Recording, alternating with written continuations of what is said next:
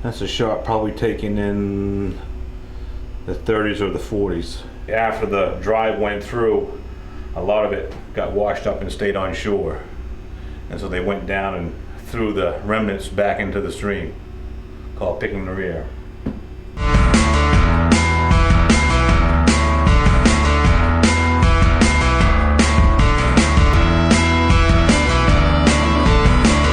Back in 2002, I was a subcontractor to the Great Northern Paper Company. They knew they had this resource out here. They wanted to see if it could be reclaimed in an economic, feasible fashion. I was hired as a subcontractor to remove the wood. Steve had this idea where we could start this business reclaiming wood, and we got an idea. I got really comfortable with the fact that there was that much wood in there and that there was a market for it. So we went out and raised the money to do it, and we pulled our first stick of wood out in October.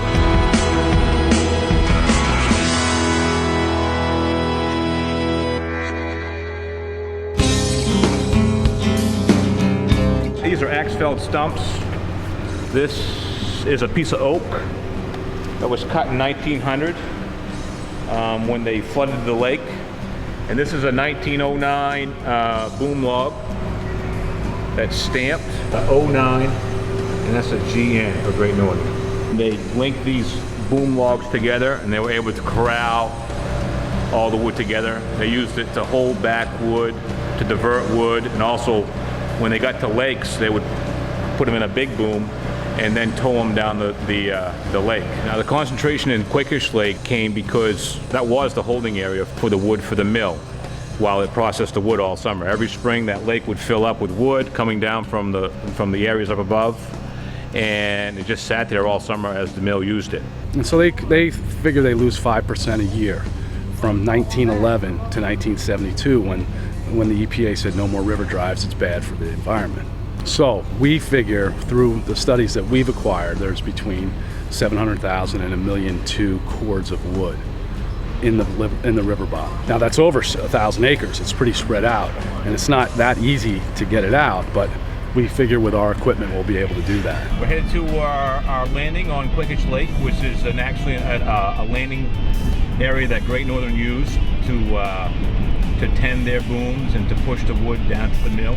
And the tug brings these 50-yard containers full of wood to shore.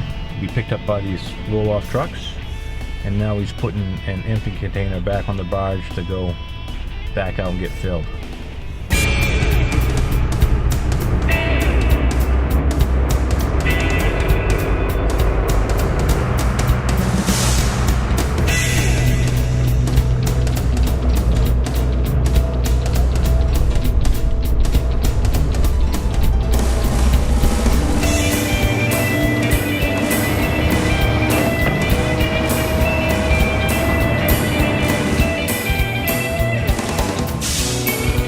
This year we're using what's called a material handler. It's primarily used in scrap yards. It's got an elevated cab so the operator can actually see down into the water. He can also see into the containers. It's a wheeled machine, so it's lighter. We have a clamshell grapple on the bottom, and it basically just goes down in and grabs it.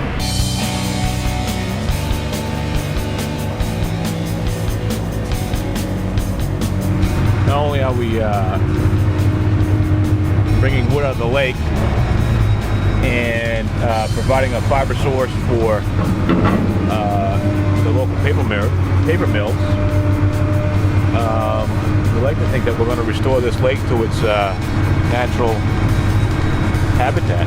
We feel we'll be here a minimum of 10 years. There's a lot of wood.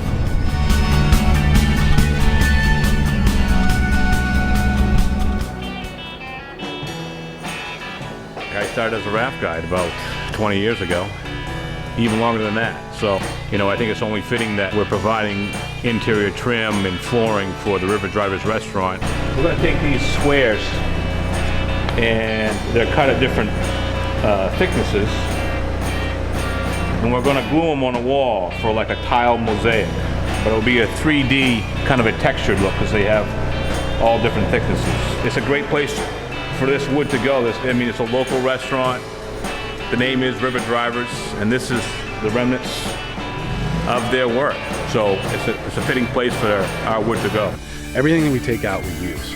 And, you know, for every year that we operate, considering a 26-week season, we will save 1,000 acres from being cut down. It brings a unique personal feel that this wood was cut long ago by hardworking people with a great work ethic. It brings you back to those older days where if you wanted something, you had to go out in the forest with your own two hands and harvest it.